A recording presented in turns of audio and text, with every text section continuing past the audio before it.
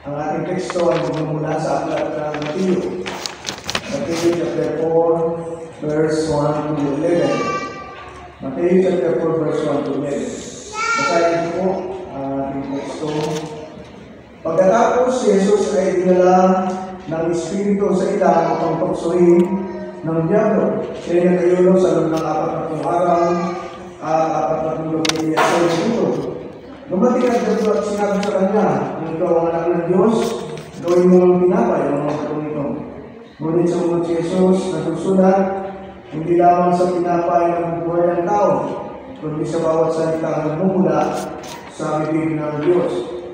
Verse 5, pagkatapos dinala siya ng diablo sa Jerusalem, ang banal na lungsod, at pinatayo siya sa talutok ng templo. Sinabi nito sa kanya, kung ikaw ang anak ng Diyos, magpatihulog ka sapagkat nasusulat sa kanyang mga anghel, ikay tatagbilin, at sa kanilang mga kamay, ikay alalayan, na sa mga bato paangoy hindi masaktan.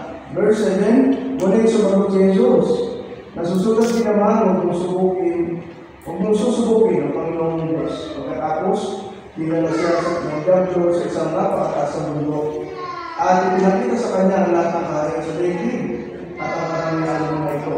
Sinabi ng diablo sa kanya, ibibigay ko sa iyo ang lahat ng ito kung magpapatira ka at sasamba sa akin. Verse 10, kaya sumunod si Jesus, lumayas ka sa talas sapagkat nasusulat ang Panginoong Diyos ang dapat mong sambahin at siya lamang ang dapat mong paglingkuran. Pagkatapos, iniwan siya ng diablo, dumating naman ang mga anghel at siya ay pinagkuran nila. Pagpalain po ng Diyos ang kanyang mga salita kahit ang maraming Diyos na nasa langit, salamat ang muli sa araw na ipinagdala mo sa amin at sa panibagong buwan na aming narating. Salamat sa pagkat ng iyong pag-ibig at iyong pagmamahal ay patuloy namin na naranasan sa pamagitan ng Banal na Espiritu. Kami po ay dumudulog ngayon at nagpapakumbaba sa iyo mga patuloy namin pinagsisiyasat sa iyo ang aming mga buhay, ang aming Espiritu. Kami po ay iyong gawing banal at dapat sa iyong harapan at patawarin mo kami sa aming mga kasalanan. Kaya din ang aming hinihiling Banal na Espiritu, kayo po magtuturo sa amin ang magbibigay ng karunungan upang aming maunawaan ang iyong mga mensahe ngayong umaga at tanggapin namin may pagsasalamat sa aming mga puso. Pagpalain po kami lahat, ito po ang dalangin sa pangalan ng Jesus. Amen. Ang ating pong title ng ating ng salita ng Diyos sa ating pagbubulayan is about the victory over sin or ang tagumpay laban sa kasalanan. Tagumpay laban sa kasalanan. Victory over sin. Ang kahalagahan ng pagtukso kay Jesus sa pagsisimula ng kanyang pagministeryo ay upang maipakita kung anong uri siya ng Mesiyas. Hindi niya tinapos ang kanyang misyon sa pamamagitan ng paggamit ng kapangyarihan para sa kanyang sariling pangangailangan.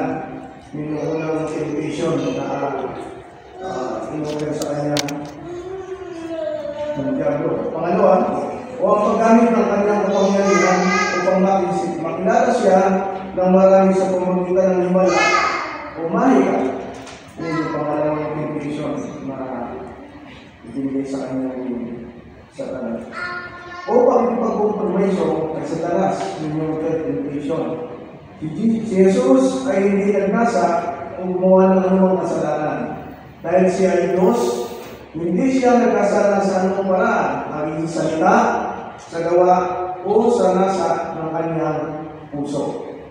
So, ngayong umaga, ating pag-aralan mga kapatid, kung paano na magtagumpayan ang ating Panginoon Kristo yung kasalanan o yung tukso na dating sa Kanya sa pamamagitan ng Panginoon. Pag-aralan natin ngayon yung kahalagahan ng tagumpay laban sa kasalanan.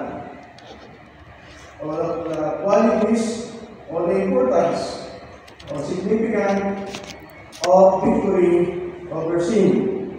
Gano'n ba kahalaga sa ating mga mananampalataya yung tagumpay na katulad ng nangyari sa ating Panginoon Kristo? So, doon sa verse 1 at verse 4, number 1, asahan ng Diyos ay magbibigay sa atin ng pangangailangan.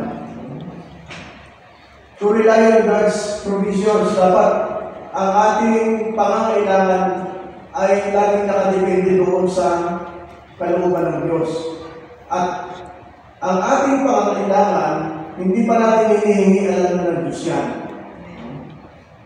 Alam na ng Diyos yan. Because of His concern, dahil tayo ay kanyang mga anak. Katulad ng pag-aalaga nating mga magulang o ng mga magulang sa kanyang mga anak. Alam nung magulang kung ano yung pangangailangan. So, as a Christian, as a believers, kailangan natin asahan o tayo mag-rely kung aasa tungkol sa pagbibigay ng pangangailangan ng Diyos.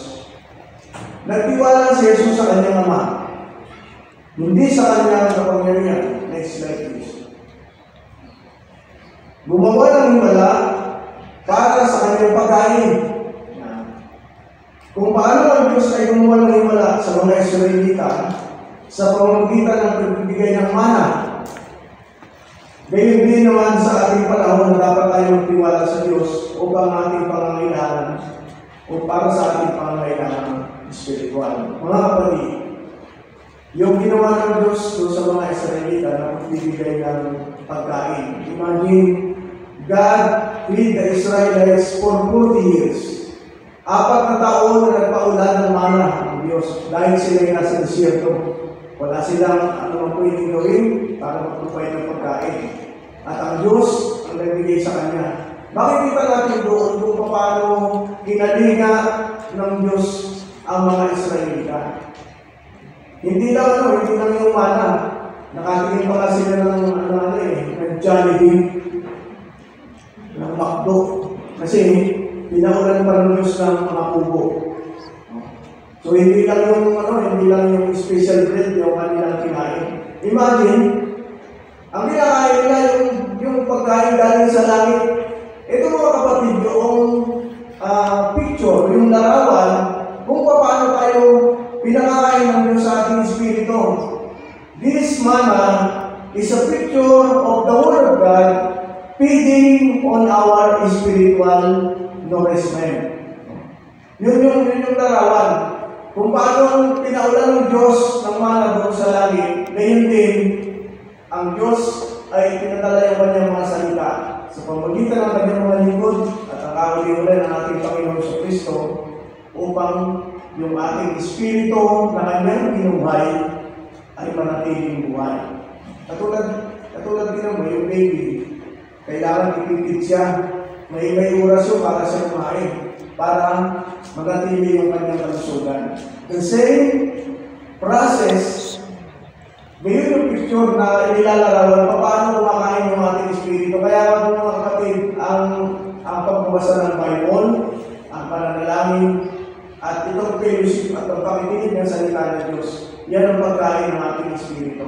Kapag nagkulang, at kapag pinabayaan natin, kapag hindi natin binigyan ng time, makikita natin, bakit kaya tinatamad ako pumunta sa church? Bakit kaya tinatamad ako manalangin? Bakit kaya wala na akong tayo para magbasa ng Bible? May cellphone po ba kayo lahat? Meron po kayo cellphone lahat. Madali lang po i-download yung Bible. Napakaraming Bible pwede nyo i-download sa cellphone. Pati yung original word, yung Hebrew at saka yung Greek. So wala na pong reason na tayo mga mananampalataya na ay nakalimutan kong taya yung Bible kasi di po, lalo kung malaki yung Bible mo sa bahay, yung pagbabalang puno na ng Bible eh. So wala nang dahilan para hindi natin mabasa yung salita ng Diyos. Sana bago tayo mag-text, bago tayo mag-Facebook, basta ko lang tayo kahit isang verse lang. Kahit isang verse lang. Para at least meron tayo may reminders. At least nagbibigyan at least nag-backdog yung ating espiritu. Kahit isang burger lang. John chapter 6 verse 26 to 27. Sumagot si Jesus, next sentence. Totoo ang sinasabi ko ito.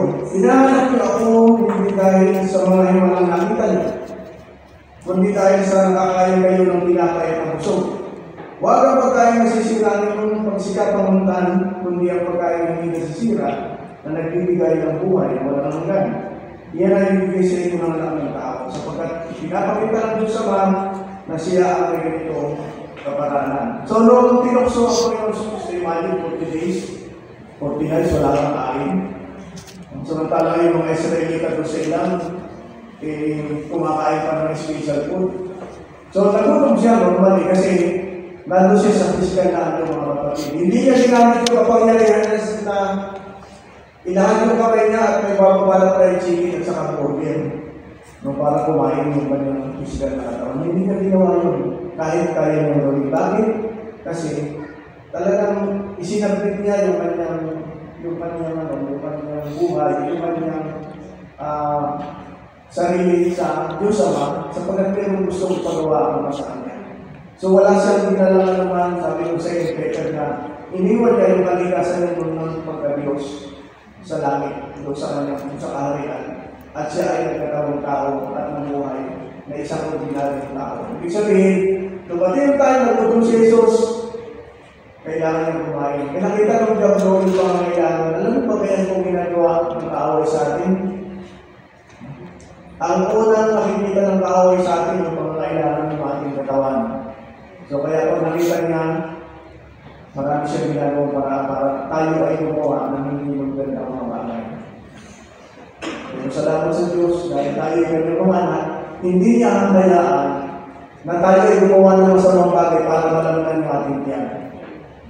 So yun yung isa sa dapat natin pasalamatan sa ating Panginoon Diyos. Because He knows for our needs.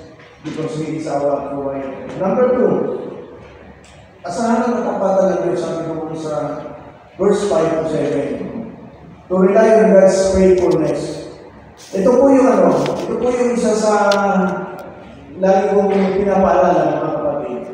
Na dapat kilala natin